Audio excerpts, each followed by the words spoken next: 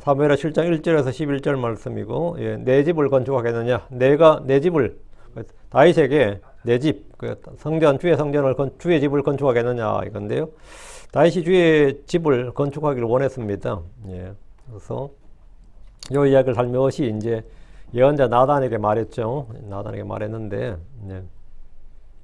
둘이 이제 뜻이 딱 맞았어요. 다윗이 주의 집을 건축하기를 원하니까 나단도 예언자인데 얼마나 좋겠어요. 뭐 제사장들이 뭐 물어볼 필요도 없겠고, 이제 세금 낼 백성들은 모르겠고. 그렇죠. 어쨌든, 예. 사무엘하 7장 5절 같이 읽읍시다. 가서 내 종 다윗에게 고하기를 주가 이같이 말하노라. 내가 나를 위하여 내가 거할 집을 건축하겠느냐? 내가 나를 위하여 내가 거할 집을 건축하겠느냐? 주님께서 다윗에게는 건축을 허락하지 않으셨습니다. 다윗이 할 일은 주의 집을 건축할 준비를 하는 겁니다. 목재나 석공이나 뭐 돌이나 필요한 금은 마찬가지. 그리고 충분한 돈을 필요로 하는 거죠. 예, 충분한. 그래서 40년간 다윗, 물론 지금은 좀 이제 한 10년 지났죠. 이제 그래서 남은 이거 제2 기간 동안 다윗이 할 일은 이제 충분한 자금을 마련해 두는 거예요. 그래서 다윗은 정복 전쟁을 많이 했기 때문에 정복 전쟁을 할 때마다 또 다 승리했기 때문에 노량물을 많이 취했죠. 그래서 다윗이 이스라엘의 성군이란 말이죠. 왜 성군이겠어요? 노량물을 많이 취하니까 세금을 별로 안 거둬도 되죠. 그리고 그걸 또 나누어 주잖아요. 그러니까 성군이죠. 거기다 돈까지 또 이렇게 해서, 그러니까 솔로몬은 그걸 그대로 물려받았으니까 뭐 태평성대가 되는 거죠, 처음에는. 근데 아버지가 다 까먹고 나니까 뭐가 된 거죠? 나쁜 놈이 된 거죠. 그래서 솔로몬이 말년이 별로 안 좋았던 이유 중에 하나죠. 어쨌든 내 집을 건축하겠느냐 하는데, 예, 오늘 사무엘 7장 5절 말씀 중심으로 이제 말씀을 살펴보도록 하겠습니다. 다 잘 아는 이야기들입니다. 기도하겠습니다. 이때 거룩한 주 하나님 감사합니다. 하나님께서 은혜 주에서 이 시간 주의 말씀을 풍성하게 은혜롭게 권능있고 영감있게 잘 전할 해주시고 듣는 모든 혼들도 하나님의 말씀을 있는 그대로 또 주께서 이전에 기록한 모든 것이 그냥 단지 역사적 사실만 기록한 것이 아니라 저에게 배움과 훈계와 교훈과 또 아버지 본보기로 주어진 것들이고 또 아버지 저에게 경고로 주어진 것들도 있습니다. 전능계 주 하나님께서 이 시간 참 신선한 기름으로 기름 부어 주셔서 참 주의 영으로 하신 또 영으로 주어진 이 말씀들을 저희 마음속에 폭넓게 또 깊이 있게 풍성하게 쏟아부어 주시길 원합니다. 아버지 하나님, 일상에서 지치고 힘든 혼들을 기억해 주십시오.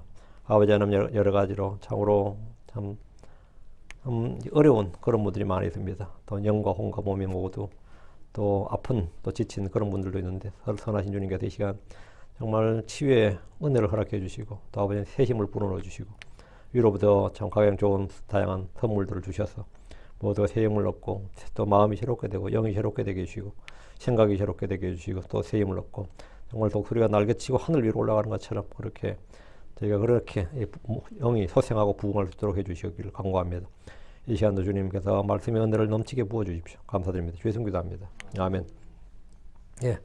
오늘 공부할 말씀은 예루살렘의 성전을 건축하고자 계획한 다윗에 관한 기록입니다. 다윗은 통일왕국의 왕이 된 후에 예루살렘을 정복해서 왕의 도시, 그 수도로 삼았고 필리스틴과의 전면전에서 대승을 거두었습니다.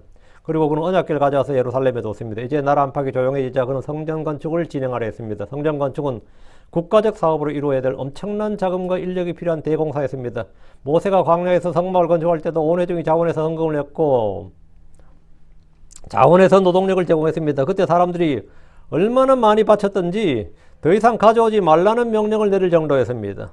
회중들은 매일 아침 자원 헌물들을 가져왔습니다. 지혜로운 자들은 와서 일을 하는데 사람들이 가져오는 헌물들이 너무 많았습니다. 모세는 회중들이 더 이상 헌물을 바치지 못하도록 명령했습니다. 출애굽기 36장 7절에 이는 그들이 가진 재료가 그것을 만들기에 모든 일이 충분하였을 뿐만 아니라 너무 많았기 때문이더라. 충분한 정도가 아니라 너무 많았다. 이거 너무 많았다.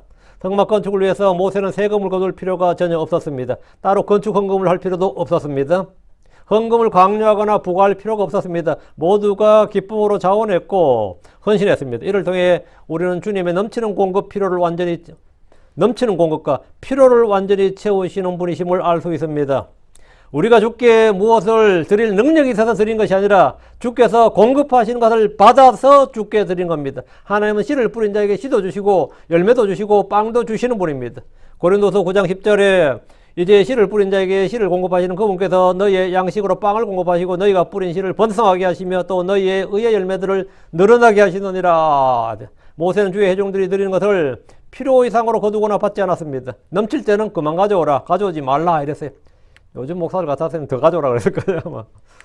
그만 가져오라고. 그들은 필요한 것들이 채워졌을 때 멈추고 더 이상 가져오지 말도록 명령했습니다. 주의 일을 하는 데는 탐욕이 전혀 없었기 때문입니다. 모세의 성막 건축과 다윗의 성전 건축은 크기나 규모 면에서 비교할 수 있는 공사가 아닙니다. 성막과 성전은 비교할 수 있는 게 아니에요. 위험 있고 영광스럽게 성전을 건축하려면 왕으로부터 온 백성의 마음이 하나가 되어야 됩니다. 이스라엘의 모든 지파가 자원해야 가능한 큰 사업입니다. 두로 땅에서 아니면 바벨론의 백향목 이런 걸 옮기려면 수십 킬로가 넘는 그 큰 목재를 바다를 건너서 땅을 육로로 산까지 끌고 와야 되는데 그 노동력이 얼마나 필요한지 한번 생각해 보세요. 최소한 1땅은 줘야 될 거 아니에요. 그럼 돈이 어느 정도 필요할지 한번 생각해 보라고. 큰 사업이에요.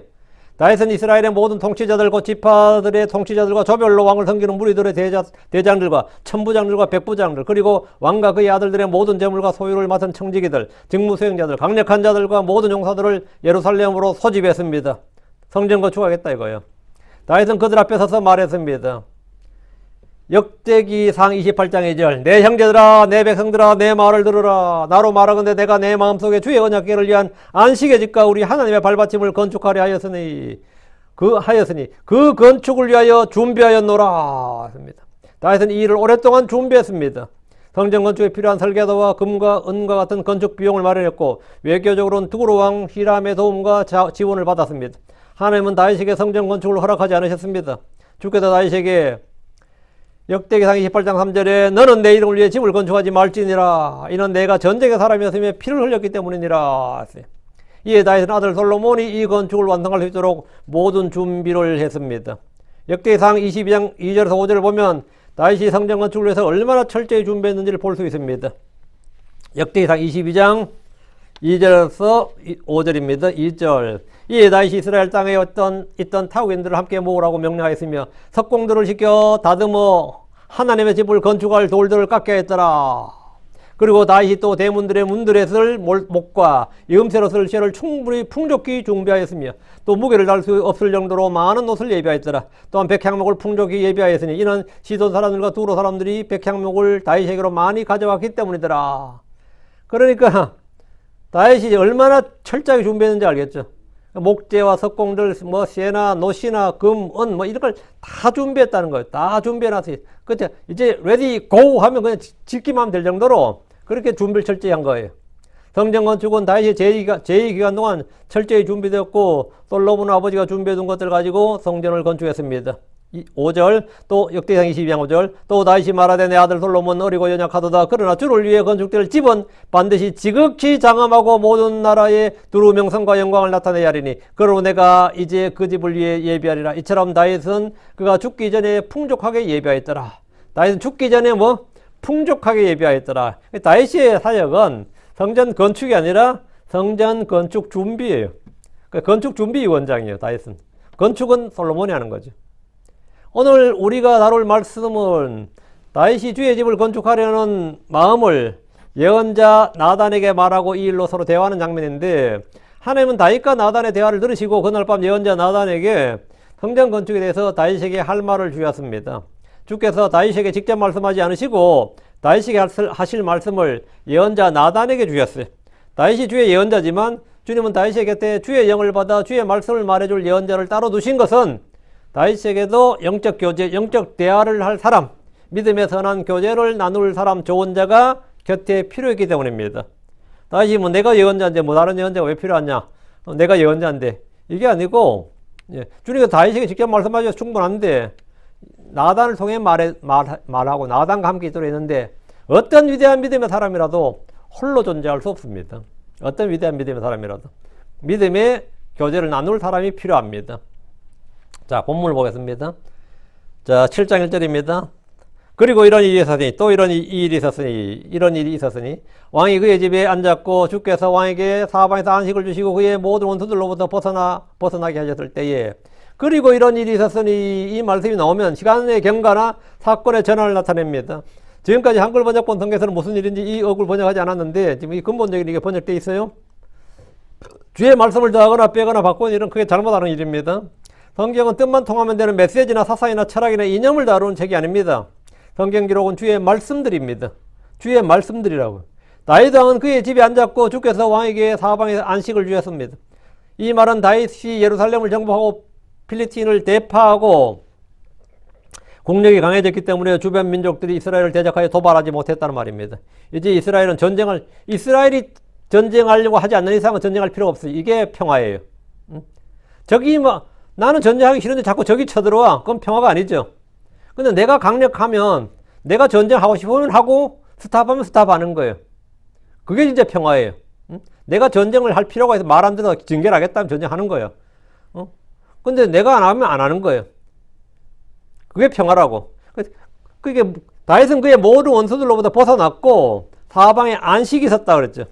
그러니까 주께서는 다윗을 높이셨고 그에게 위엄을 주셨고 힘을 주셔서 강성하게 강력하게 하셔서 주변 민족들이 감히 도발을 못하더라 이 말이죠. 그 사방에 안식이 있었다는 것은 분쟁과 다툼과 갈등과 전쟁 등이 없이 평화로웠다. 그 이제 다윗이 이제 밖에도 평화로우니까 이제 뭐 일을 할 수 있는 거죠. 성전 건축 한번 해볼까 싶은 거죠. 그 성경은 주께서 다윗에게 사방에서 안식을 주었다. 그 안식은 누가 주는 거죠? 주께서 주는 거예요. 그 안식을 주시는 분은 주님이에요. 다윗이 안식을 이룬 게 아니라 주님께서 안식을 주셨다. 평화를 주시는 분은 하나님입니다. 안식을 주시는 분은 하나님입니다. 그래서 마태복음 11장 28절에 내게로 오라 수고하고 무거운 집이 지어진 너희 모든 자들이여 그리하면 내게로 오라 말이에요. 그리하면 내가 너희에게 안식을 주리라. 오늘날 대부분의 사람들은 안식이 필요합니다. 마음의 평안이나 화평이 필요합니다. 힘과 위로가 필요합니다. 그럼 어떻게 된 거죠? 내게로 오라. 주께로 오십시오. 주를 찾고 부르십시오. 다윗에게 그의 사방에 안식을 주신 분께서 내게도 넘치는 평안과 위로와 자유와 평화, 힘과 더불어 혼의 안식을 주실 겁니다. 우린 스스로 아무것도 할 수 없습니다. 우리 스스로 무엇 하나 아무것도 할 수가 없습니다. 주의 성도들은 주님과 함께 일하는 일꾼들입니다. 주님은 우리 안에서 일하시고 우리 안에서 열매를 맺으시는 분입니다. 주께서 요한복음 15장 4절 5절에 가지가 포도나무 안에 거하지 아니하면 스스로 열매를 맺을 수 없는 같이 너희도 내 안에 거하지 아니하면 너희가 더 이상 열매를 맺을 수 없느니라. 내가 주 안에 거하지 않으면 열매를 맺을 수 없다고. 더 이상 열매를 맺을 수 없다고. 요한복음 15장 5절 이는 나 없이는 너희가 아무것도 할 수 없기 때문이라. 그러니까 평안도 열매란 말이죠. 기쁨도 열매라고, 사랑도 열매고, 이런 걸 주님 안에 거하지 않으면 맺을 수가 없다고, 이런 게. 이는 나 없이 너희가 아무것도 할 수 없기 때문이라. 너희가 나 없이는 아무것도 할 수 없기 때문이라. 우리는 주 없이 아무것도 할 수 없는 존재들입니다. 다윗이 왕이 되고 예루살렘을 정복하고 필리스틴의 침략을 대파하고 주변의 왕국들을 잠잠케 한 것은 다윗이 한 것 같지만 사실 모두 주께서 다윗에게 주신 것이고 주께서 함께 하신 일, 주님이 하신 일입니다. 다윗이 한 일을 지금 성경은 주께서 하셨다, 주께서 주셨다 이렇게 말합니다. 사도 바울은 주를 위해 많은 일을 했고 고난을 받았습니다. 그런데 그런 자신이 한 일에 대해서 뭐라고 말했느냐? 고린도전서 10절 그런 하나님의 은혜로 내가 지금의 내가 되었도다. 또 내게 베푸신 그 은혜가 헛되지 아니하였으니 내가 그들 모두보다 더 많이 수고하였으나 그럼에도 내가 아니요 오직 나와 함께 하신 하나님의 은혜로다. 그 수고했던 게 레이버 노동이죠. 내가 누구보다 일을 더 많이 했다고요. 누구보다 고생도 많이 하고 고난도 많이 받고 주를 위해서 열심히 일했는데 그것이 그럼에도 내가 아니요 오직 나와 함께 하신 하나님의 은혜로다. 하나님은 우리와 함께 계시고 우리 안에서 일하십니다. 우리를 위해서 일하시고 우리와 함께 일하십니다. 다윗은 이 사실을 너무나 잘 알았습니다. 2절 왕이 예언자 나단에게 말하였더라. 이제 보라 나는 백향목집에 거하는도다. 그러나 하나님에게는 휘장들 안에 거하는도다. 다윗 왕이 예언자 나단에게 성전 건축에 대한 자기 속마음을 말했습니다. 절대 권력자인 왕이 자기 속마음을 털어놓을 수 있는 사람, 빛의 교제, 믿음의 선한 교제를 할 수 있는 사람이 필요합니다. 전에 다윗에게 그런 형제는 요나단이었습니다. 지금 왕이 된 후에 그의 곁에는 그의 종들뿐입니다. 요압은 훌륭한 장수이긴 하지만 다윗과 영적인 대화를 나눌 그런 수준, 그런 사이는 아니에요. 친척이고 정말 산전수전 같이 겪은 사람은 맞는데도 불구하고 다윗과 요압이 영적인 대화를 나눌 군번은 아니죠. 왜? 그건 세속적이니까 안 맞다고. 이때 다윗의 곁에 있었던 사람이 예언자 나단이었습니다. 다윗이 나단에게 말했습니다. 이제 보라 나는 백향목집에 가는도다. 그러나 하나님에게는 휘장들 안에 가는도다. 이러면 이렇게 말만 해도 탁 알아듣는, 다시 무슨 말을 하고 싶어 하고 무슨 일을 하고 싶어 하는지를 나다는 거죠. 뭐 척하면 척이다 그런 거 있잖아요. 척하면 척이지 뭐 더 이상 뭐가 말이 필요해. 왕이 성전을 건축하고 싶어 하는구나. 다윗이 서울왕국의 왕이 되자 두로왕 히람이 석공과 목공 그리고 돌과 목재들을 보내서 다윗이 집을 지어줬어요. 이 집을 지어줬다는 게 그냥 한 30평, 40평짜리 집 지어줬다는 게 아니죠. 왕궁을 지어줬다 이 말이에요, 사실. 그것도 남의 나라 왕이. 히람의 석공들은 얼마나 유명했던지 이들이 솔로몬의 왕궁과 성전도 지은 건축 기술자들이었고, 오늘날 이들의 후예들임을 자처하는 사람들이 한 무리들이 있는데 그들이 프리메이슨입니다. 프리메이슨이 히람의 석공들이에요. 그 석공이 메이슨이잖아요. 이 석공들은 두로에 있다가 시돈에 가서도 지어주고 예루살렘 와서도 지어주고, 또 말해 어디 자유롭게 돌아다니면서 성벽도 지어주고 왕궁도 지어주고 그들의 성전 소위 말하면 신전도 지어주고, 이들이 프리메이슨들이. 그래서 이제 가장 화려한 가장 잘 지은 건물이 뭐냐, 예루살렘의 성전이었다 이거예요. 성전이다. 다윗은 히람 왕의 호의와 도움으로 백향목집에 거했습니다. 그러나 당시 하나님에게는 모세 성막도 아닌 그가 임시로 만들어둔 휘장들 안에 거했습니다. 다윗의 시절에 성막은 어디 있었냐? 기브온에 있었습니다.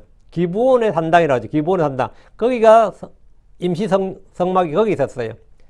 사실 다윗은 언약궤를 정식으로 하면 예루살렘에 가져와야 되는 게 아니라 기브온에 가져가야죠. 기브온에 성막이 있으니까. 왜? 지금 제사장들은 기브온에 있단 말이죠. 그래서 기브온으로 옮겨서 지성소에 두는 게 옳은 일인데 또 기브온이 그 높은 곳에 산당이란 말이지. 그래서 제사장들이 이곳에서 본점을 드렸어요. 근데 다윗은 언약궤만 딸랑 지금 예루살렘에 뒀단 말이지. 뭔가 언밸런스죠. 안 맞다. 다윗은 정치적 목적으로 하나님의 궤를 예루살렘으로 옮겨와서 장막에 뒀습니다.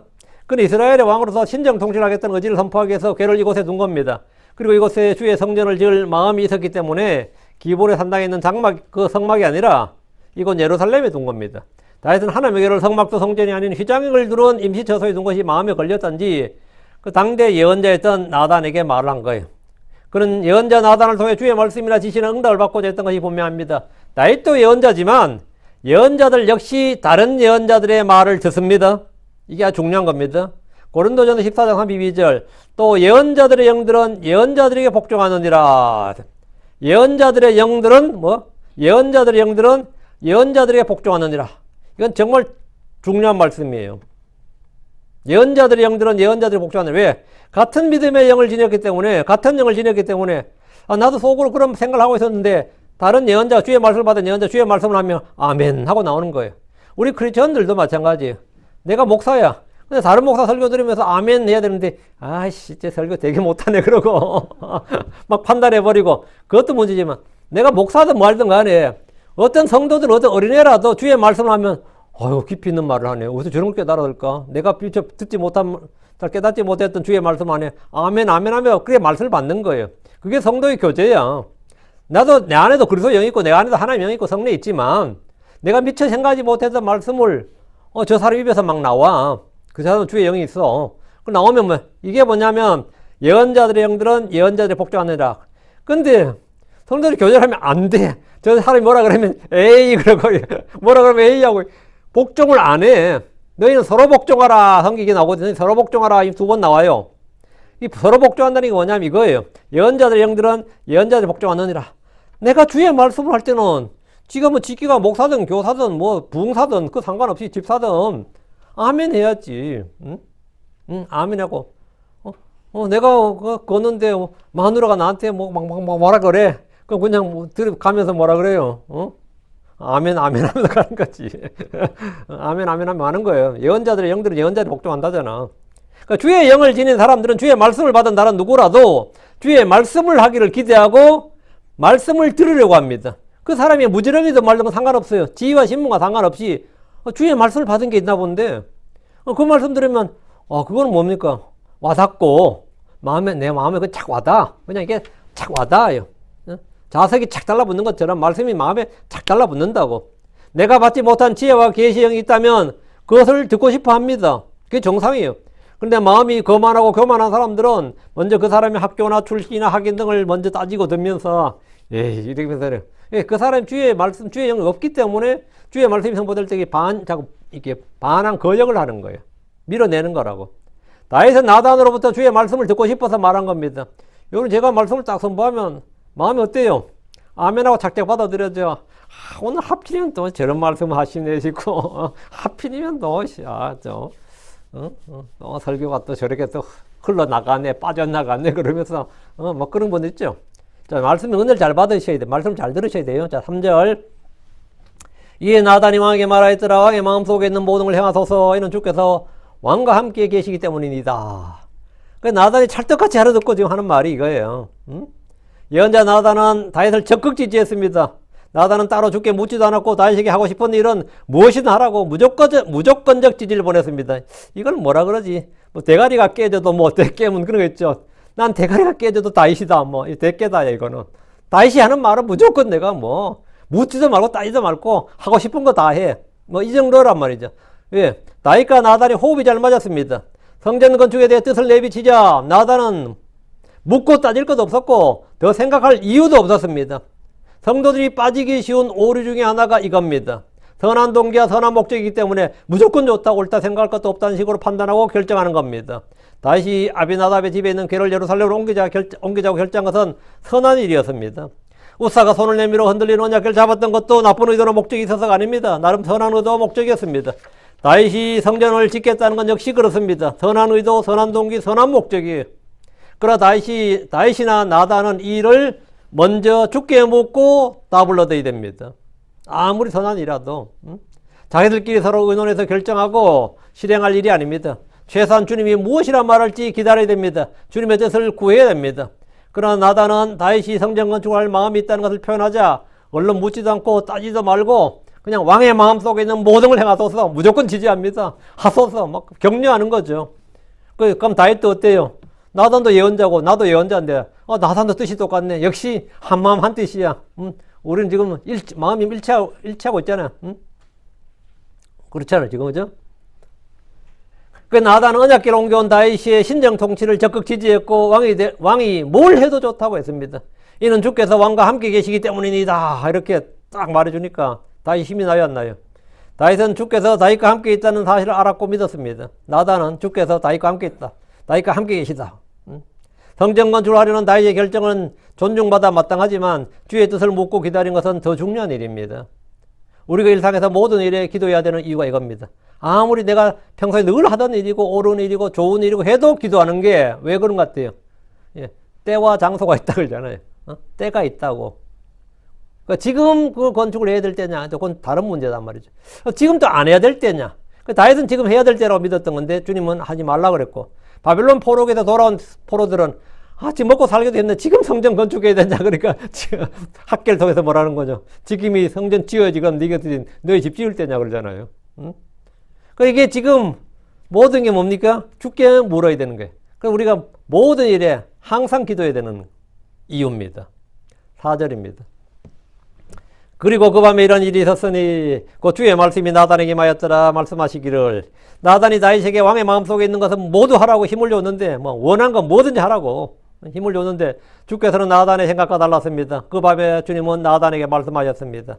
만약 다윗이 이게 다윗이 말씀을 받아서 그 밤에 다윗에게 이런 일이 있었다 생각해서 그 다음날 다윗이 나단 불러서 간밤에 주님이 나한테 하지 말래 그러면 나단이 뭐라 했어요?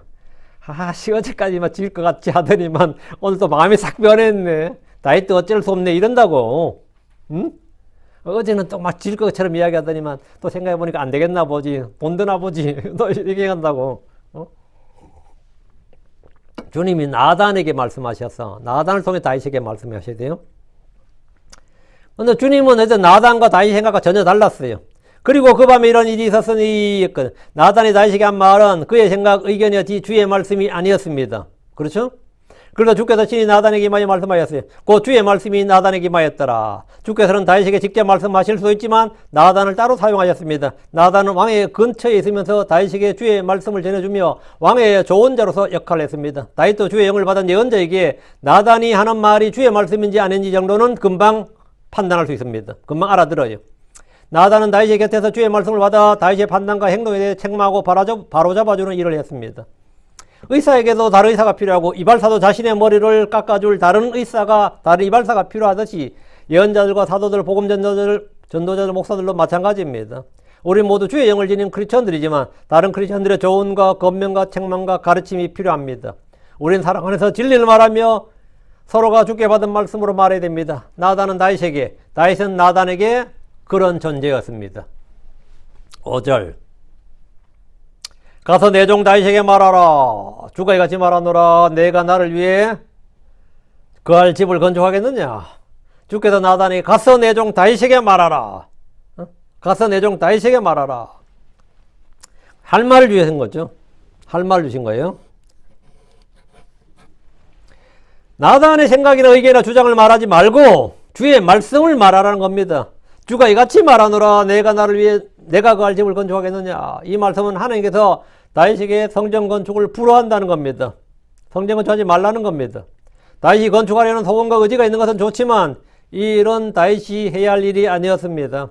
하나님은 다윗에게 성전 건축을 하지 말도록 하셨습니다. 다윗의 입장에서 나단은 분명히 다윗의 성전 건축을 낮까지 봬도 뭐죠? 적극 지지하고 막 독려했던 사람이죠. 찬성하고 지지했던 사람이에요. 그러나 나단이 완전히 다른 말을 한다면 그것은 나단의 의견이나 주장이 바뀐 것이 아니라 그에게 주의 말씀이, 그가 주의 말씀을 받아 하는 말이기 때문입니다. 만약 다윗의 신하들이 건축을 반대한다면 현실적인 이유를 들 수 있습니다. 주님이 거할 집이나 주의 집, 주의 전이라 불리는 성전을 건축한 일은 그 대의명분에는 내가 반대할 수 없다. 나도 뭐 성도로서 우리가 제가 우리 교회에 우리 사람은 적지만 까지 이 건물 사버립시다. 까지 거 이거 한 600만 불, 700만 불 하는데 우리 30년 저리 대출 받아가지고 한번 사버립시다. 하면 어때요? 성도들이 합시다. 그래 하지. 목사도 기분 좋고 내가 집 내놓는다. 난 집이 없네. 전에 당운이 어떤 교회 집을 성전 건축, 거의 막 교회 건축을 거듭 성전 건축이라고 하잖아요. 근데 목사님 먼저 자기 집을 탁 내놨어요. 목사님이. 목사님 딱 내놨는데 그때 제 머리 깎던 분이 그 교회 다녔거든요. 제 머리 깎았는데 근데 그리고 그 미장원 아줌마한테 거기서 헌금하셨겠네요. 그랬더니 목사님 자기 집 내놓는데 어떻게 안 해요? 그러더라고. 목사님 자기 뭐 솔선수범해 버린 거야. 그 성전 그들이 말한 성전 교회 지었다더라고요. 응? 우리 앞 교회도 지었잖아. 물론 짓는다가 그 뜻이야. 나도 반대 안 한다. 뜻이야. 뭐 교회 짓자는데 목사님 나이를 생각하세요. 그러면 어때요? 난감하겠지만 뜻이야. 뭐 짓자는데 그 뜻이야. 나도 반대 안 한다. 그렇게 하겠다는 뜻은 좋다. 근데 현실적인 문제가 있지 않느냐? 그렇잖아. 현실적인 문제가 있지 않느냐? 절대 돈이 필요하죠. 인력이 필요하고 시간이 엄청나게 걸립니다. 이스라엘의 국력을 총직결해야 됩니다. 성전 한참 짓고 있는데 전쟁으로 나면 다 올스톱 되는 겁니다. 그렇죠?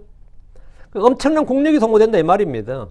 백성으로부터 성전 건축을 위해 막대한 세금을 거두고 군대를 동원하고 노역을 위해서 사람들을 징발하면 불평불만이 나올 수 있고 최악의 상황에서는 밀란이 일어날 수도 있습니다. 솔로몬의 말년에 왕국이 남북으로 다시 분리된 것은 무리한 건축으로 인한 막중한 세금과 노역 때문이었습니다. 다윗은 이제 갓 통일왕국의 왕이 되었는데 성전 건축이나 왕궁 건축이나 그리고 예루살렘을 왕도로 건축하는 막중한 일을 다 해내기에는 큰 무리가 따릅니다. 원래 우리도 늘 하는 말 있잖아요. 우리는 한국 사람이니까 조선의 태조가 경복궁을 건축했잖아요. 고려의 왕족과 귀족들의 재산을, 개경에 있는 왕족과 귀족들의 재산을 몰수한 겁니다. 그 돈으로 경복궁을 건축한 겁니다. 수도를 옮겨버리니까 거기 있는 귀족들은 뭐예요? 그리고 고려의 왕실에 있던 모든 재산을 몰수해가지고 자기가 물려받았다면서는 그 돈 투입해가지고 경복궁 건축할 때 별 문제 없었죠. 전혀 문제 없었다고. 근데 그 경복궁이 임진왜란때 불타버렸네. 임진왜란에 불타고 어떤 왕도 재건을 생각도 못했습니다. 왜? 사정이 안 되는 거예요. 그 조선의 그 국력으로는, 재정으로는 경복궁 건축은 상상을 못한 겁니다. 그만큼 돈과 물자와 엄청난 노동력이 드는 큰 사업이었기 때문입니다. 근데 조선 말에 이 또라이 하나만 나타났어요. 흥선대원군이라고. 1865년에 4월 26일이라 그래요. 고종의 수렴 청정을 하던 그 신정왕후의 지시로 경복궁 중건의 계획을 발표하고 재건 사업을 시작해서 7년 만에 1872년에 완공했습니다. 이 일은 결과적으로 양반 귀족으로부터 일반 백성에 이르기까지 원망의 대상이 됐고 경제적인 파탄을 초래하며 왕국의 몰락의 원인들 중에 하나가 되었습니다. 다시 지금 할 일은 장기간에 걸쳐서 성전 건축을 위한 자금을 마련하는 겁니다. 아무런 무리 없이 으쌰으쌰하면 할 수 있는 자금을 하는 거예요. 성전 건축하는 일하는 사람들에게는 막 급여를 한 1.5배, 2배 주면 우리 왕 최고 뭐 이렇게 되는 거지. 이거 주의 일이다 하면서 명분 좋지, 돈 주지. 그럼 어때요? 솔로몬은 그렇게 건축한 겁니다. 충분한 자금을 마련한 거예요. 주께서는 다윗에게 얼른 성전 건축을 시작하라고 하지 않으시고 오히려 막으셨습니다. 막으셨어요. 6절입니다. 내가 이스라엘 자손들을 이집트에서 데리고 올라온 때부터 심지어 이날까지 아무 집에도 거하지 아니하고 장막과 성막 안에서 걸었느니라. 주님은 출애굽 때부터 지금까지 아무 집에도 거하지 않으셨습니다. 주의 성전이 없었다 이 말이죠. 광야에서 주님은 성막에 거하셨습니다. 지금은 약기는 예루살렘의 장막 안에 있습니다. 이스라엘은 출애굽 후부터 지금까지 약 480년이 지났지만 한 번도 성전 건축을 논의한 적이 없습니다. 어떤 사사들도 성전 건축을 시도하지 않았고 사무엘이나 사울 시대도 마찬가지였습니다. 온니엘부터 누구도 사무엘까지 누구도 성전 건축을 시도 자체를 안 했다고. 사정이 안 돼요. 그 정도로. 주께서는 지금까지 이스라엘 가운데 계셨지만 그분 자신의 집이 없었습니다. 여기서 역사 문제를 조금 다뤄야 됩니다. 열왕기상으로 갔습니다. 6장 1절 보시죠. 그리고 이스라엘 자손들이 이집트 땅에서 나온 지 480년이 되던 해 이런 일이 있었으니 곧 솔로몬이 이스라엘을 통치한 지 넷째 해 둘째 달인 12월에 그가 주의 집을 건축하기 시작하였더라 했죠. 이 말씀에 따르면 솔로몬의 성전 건축은 출애굽 후에 480년이 되던 해에 그의 제2 4년 둘째 달에 시작되었습니다. 주께서 다윗에게 이 말씀을 하실 때면 약 450년간 성전이 없었다 이 말이 되는데 그럼 출애굽 후부터 솔로몬 때까지가 500년이 채 안 된다는 뜻이 되는데 언뜻 계산해 봐도 100년 정도는 빠진 것 같습니다. 사도행전으로 갑니다. 13장 17절 22절. 사도행전 13장 17절 22절. 이제 이 이스라엘 백성이 하나님께서 우리 조상들을 택하셨으며 또 그 백성 높이셨으니 그들이 이집트 땅에서 나그네로 갈 때라. 그리고 거기서 그들 높으신 팔로 데리고 나오셨느니라. 그리고 약 40년 동안 그분께서 광야에서 그들의 소행을 참으셨느니라. 이게 40년 광야 생활이죠. 출애굽부터 광야 생활이 40년이고 13장 19절. 그리고 그분께서 가나안 땅에서 7민족을 멸하신 후에 가나안 정복전쟁이죠. 여호수아의 정복전쟁이에요. 그분께서 제비 뽑아 그들에게 그들의 땅을 나누어 주셨느니라. 여호수아의 가나안 정복전쟁과 상속재산의 분배가 약 10년 정도 걸렸습니다. 사도행전 13장 20절. 그리고 그 뒤에 그분께서 약 450년 동안 예언자 사무엘 때까지 그들에게 재판관을 주셨느니라. 그리고 그 뒤에 걸죠. 그 사사시대가 몇 년? 여호수아가 정복전쟁 끝나고 땅 나눠준 후부터 사무엘 때 재판관을 주신 사무엘 때까지가 450년이라잖아요. 그럼 450년 플러스 광야 생활 40년 하면 490년이죠. 이것매도 솔로몬이 말한 480년은 넘죠. 이것매도 넘어섰잖아요, 벌써. 그런데다 사울 40년 있잖아요. 그리고 지금 다윗이 왕이 됐잖아요. 그죠?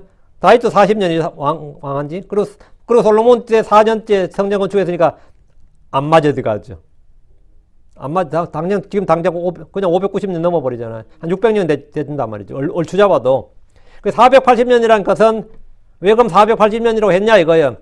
사사시대에 이스라엘이 배교에서 이방인들의 포로가 된 111년간의 기한을 뺀 겁니다. 사사시대에.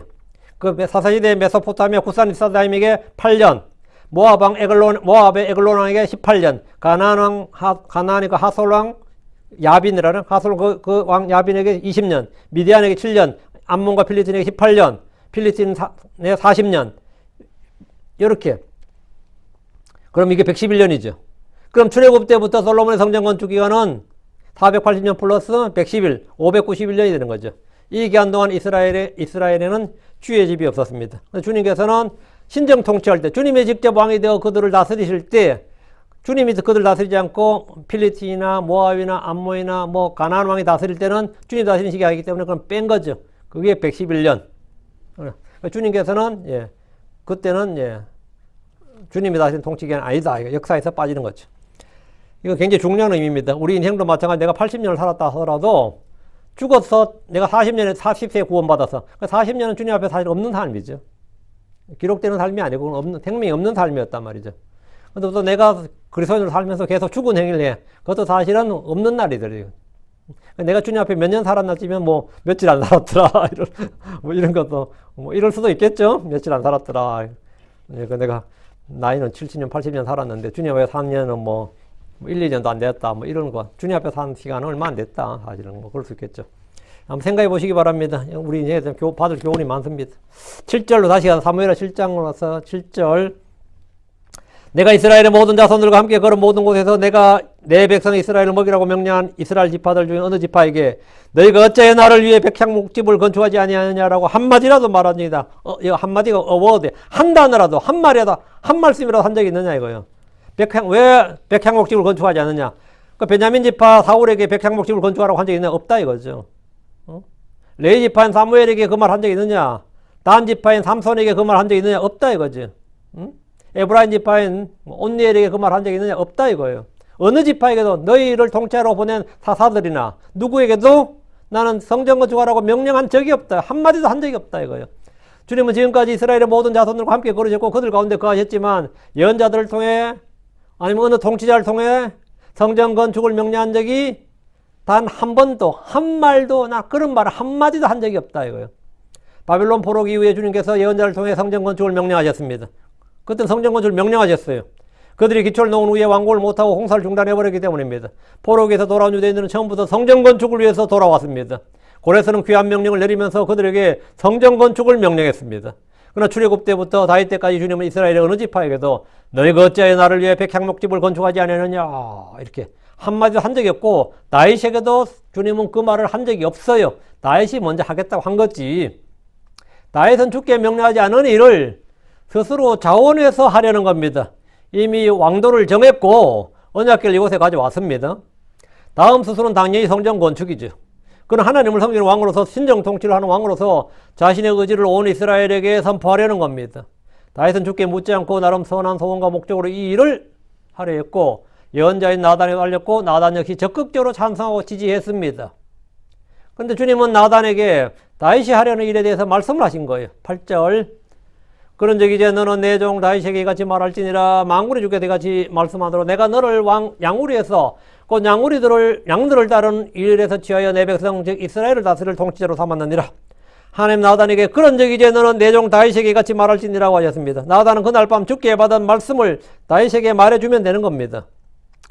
지금 만군의 주께서 이같이 말씀하노라. 내가 너를 양우리에서 곧 양들을 따르는 일에서 취하여 내 백성 즉 이스라엘을 다스릴 치리자로 삼았느니라. 이것은 주께서 다윗에게 베푼 은혜입니다. 다윗이 양치기 목동에서 양측에서 왕이 된 일은 동화나 신화 속에나 등장할 법한 거의 뭐 입지전적인 뭐 전설적인 그런 예가 됩니다. 양치기가 왕이 될 확률이 얼마나 되겠어요? 이것은 다윗의 능력이나 힘이나 지혜로 된 일이 아닙니다. 그의 운이 좋아서 된 것도 아닙니다. 하나님은 다윗에게 이 한 가지 사실을 잊지 않도록 하셨습니다. 이스라엘은 대대로 그들이 이집트의 종이었다는 사실과 주께서 그들을 구출해 이 땅을 상속주업으로 주셨다는 사실을 잊지 말아야 하듯이 다윗은 자신이 양측에서 왕이 된 사실을 잊지 말아야 됩니다.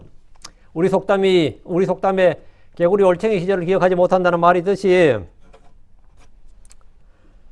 사람들은 지금의 내가 된 것이 하나님의 은혜인 줄 모르고 자기를 자랑할 때가 많이 있습니다. 전에 나는 죄의 종이었고 정욕의 종이었고 마귀의 종이었고 탐욕의 종이었고 쾌락의 종으로서 이 세상 신을 따르던 헛된 자여 멸망할 수밖에 없는 자였다가 지금은 하나님의 자녀 상속자가 되었습니다. 우리는 이 사실을 잊지 않도록 해야 됩니다. 나를 위해 주께서 고난을 받으시고 피를 흘리셨고 십자가에 못 박혀 죽으셨다는 사실을 그분의 공로, 그분의 행위, 그분이 나를 위해서 받으신 그 고난, 그분의 죽으신 그분의 피로 말미암아 내가 지금의 내가 되었다는 사실을 기억해야 된다고요. 나의 공로나 나의 피땀 흘린 뭘로 나의 노력으로가 아니라 주님의 어떠하심으로 내가 됐다 이거예요. 주께서 우리를 세상을 따르며 육신을 섬기는 일에서 취하여 빛의 왕고로 옮기셨습니다. 그리고 왕가의 제사장이요 그리스도의 제사장이 되게 하셨습니다. 역사를 잊지 않는다는 것은 하나님이 나를 위해 행하신 일과 하나님이 내게 베푸신 은혜를 잊지 않는다는 뜻입니다. 하나님이 나를 위해서 행하신 일을 기억하는 것이 그게 역사를 잊지 않는 거예요. 역사를 잊으면 뭐가 없다 그러는데 다른 거 없어요. 하나님이 나를 위해서 행하신 일을 잊지 않는 거, 그게 역사를 잊지 않는 겁니다. 하나님 나를 위해서. 내가 지금의 내가 된 것은 나의 힘과 지혜나 노력으로 내가 애써서 된 게 아니라 다 하나님의 은혜로 된 겁니다. 지금 한국이 지금 한국이 된 것도, 지금 미국이 지금의 미국이 된 것도 다 뭐라고요? 뭐 건국의 아버지가 어쩌고 뭐 미국의 국민성에도 아닙니다. 하나의 은혜로 된 거예요. 한국이 독립한 것도 하나의 은혜로 된 것이고, 한국이 지금이 강대국이 된 것도 하나의 은혜로 된 거고, 지금 이만큼 사는 것도 하나의 은혜로 된 것이고, 다 하나의 은혜로 된 것이에요. 그걸 무너뜨리려는 가들이 많이 있긴 하지만, 그래도 하나님께서 또 때마다 뭐 또 위인들 하나씩 내셔가지고, 또 잘 하시지. 9절입니다. 그리고 내가 어디를 가든지 내가 너와 함께하여 내 모든 원수를 내 눈앞에서 끊었으며 땅에 있는 위대한 자들의 이름 같은 위대한 이름을 내게 만들어 주었노라. 주님이 다윗에게 베푼 은혜예요. 주께서 다윗이 어디를 가든지 그와 함께 계셨고 다윗의 모든 원수를 그의 눈앞에서 끊으셨습니다. 그래서 지금까지 다윗은 무패장수, 불패장수가 된 거예요. 무패장수. 이거보다 장군들에서 더 위대한 칭호가 없어요. 무패장수다. 이거. 그 이순신 장군이 임진왜란이 안 났으면 그는 무명의 하급 위관급이에요. 뭐 지금 치면 잘 됐으면 중이나 대위급 됐겠나? 응? 그 사람은 6계급을 승진해가지고 그 전라도 거기 좌수영이 된 거예요. 응? 그것도 벼락낙하산이라고 당대 재상이었던 유성룡에 꽂아 넣은 거죠. 한마디로 말하면 완전 낙하산도 그런 낙하산이 없어요. 근데 업적으로 어쨌든 뭡니까? 난세 영웅이 된 거잖아요. 응? 임진왜란이 없었으면 이순신이라는 건 있을 수 없는 거죠. 이순신이 있을 수 없는 거지. 그러니까 주님께서 다윗이 마찬가지예요. 그 목동 다윗이야. 그러니까 무명의 하급 장졸도 될까 말까. 군대 그냥 입대했으면 무명의 하급 50부장 되기도 어려웠던 사람이란 말이죠. 능력 발휘했다면 100부장 됐을까? 응?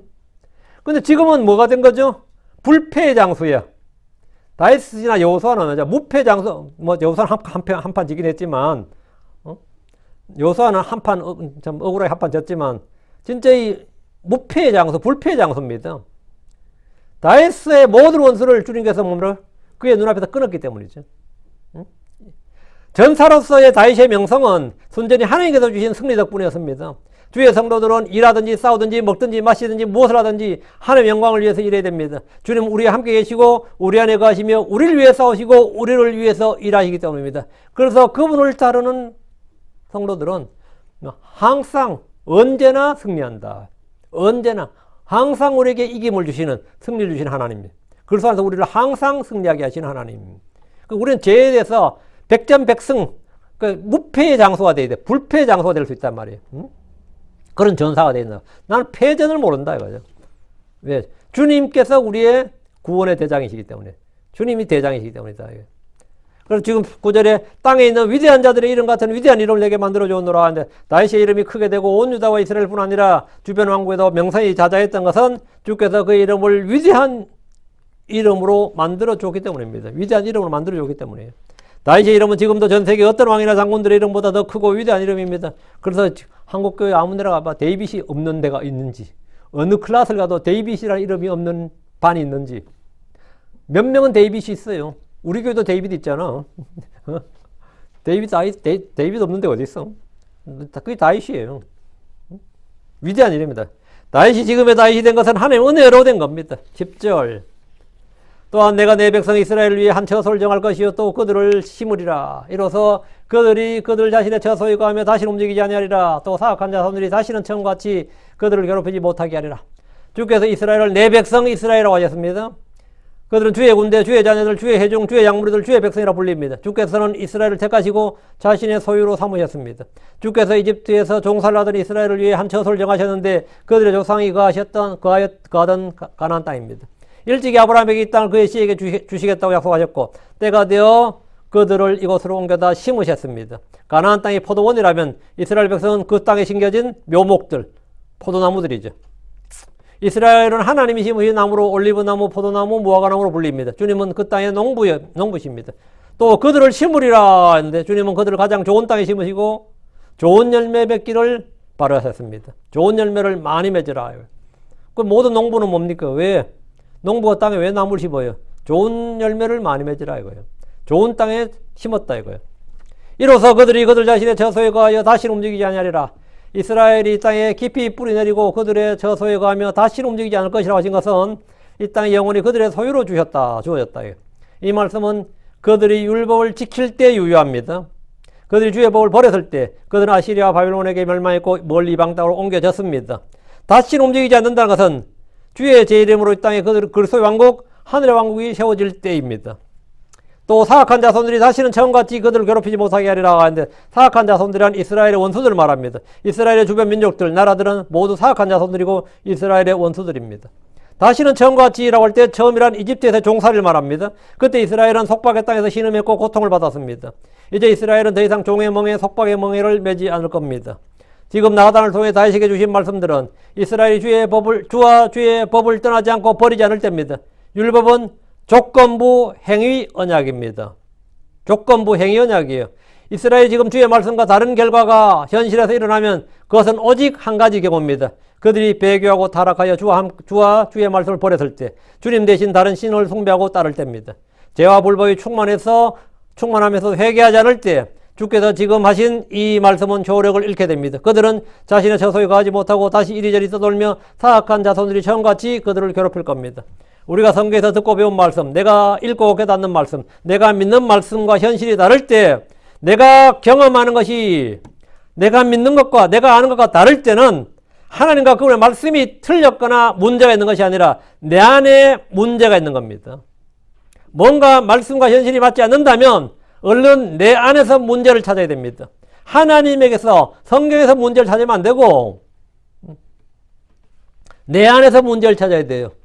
나는 감사해야 할 일에 불평을 하고 있는지, 믿어야 할 때 의심하고 있거나 불신하고 있지는 않는지, 하나님의 영광이 아닌 나의 영광을 구하는 것은 아닌지, 하나님의 의가 아닌 나의 이익을 추구하는 것은 아닌지, 육신의 정욕을 위해 잘못 구하는 것은 아닌지, 내가 지금 하나님 말씀에서 길을 돌이켜 죄와 불법으로 충만하지는 않는지, 나는 성령이 아닌 육신을 따르고 있지는 않는지, 나는 머리를 붙들지 않고 다른 무엇을 붙들고 있지는 않는지, 하여튼 내 안에서 문제를 찾아야 됩니다. 내 안에서. 저는 예전에 내 안에 생수의 샘이 터지지 않았다고 생각했어요. 내 안에서 생수의 강이 흘러나오지 않는다. 그럼 난 늘 갈증으로 메말랐습니다. 예수를 믿었는데, 난 예수를 믿는데, 근데 왜 성경은 생수의 영존하다 솟아난 샘물이 되리라 그러고 그 배에서 생수의 강이 흘러나오리라 이렇게 기록되어 있는데, 나는 생수는 고사하고 강은 고사하고 한 바가지 물도 없다 싶을 때가 많았었어요. 근데 물론 간혹 말씀에 은혜 받으면 또 그때는 좋은데, 그거는 마치 뭐냐면 조금의 물을 받은 기분이야. 그게 우물도 아니고 강도 아니지. 그거는 한 바가지 물을 받았다면 그거는 금방 또 말라버리잖아요. 응? 하나님께서는 계속해서 솟아난 샘물, 속에서 솟아난 샘물, 그게 내가 필요한데, 그게 뭐죠? 수원지, 원천지 말이야. 파운틴이 있어야 돼. 파운틴 안에 이 솟아난 우물이 있어야 되는데, 거기서 강이 나오는 거 아니에요? 말씀과 내가 말씀하고 내가 지금 다르다. 내 경험이 다르다고. 내가 느끼는 바와 내가 지금 겪는 현실이 말씀과 다르다. 성경이 뭐 문제 있는 것 같은데? 성경이 틀린 것 같은데? 성경이 아닌 것 같은데? 이게 아니죠.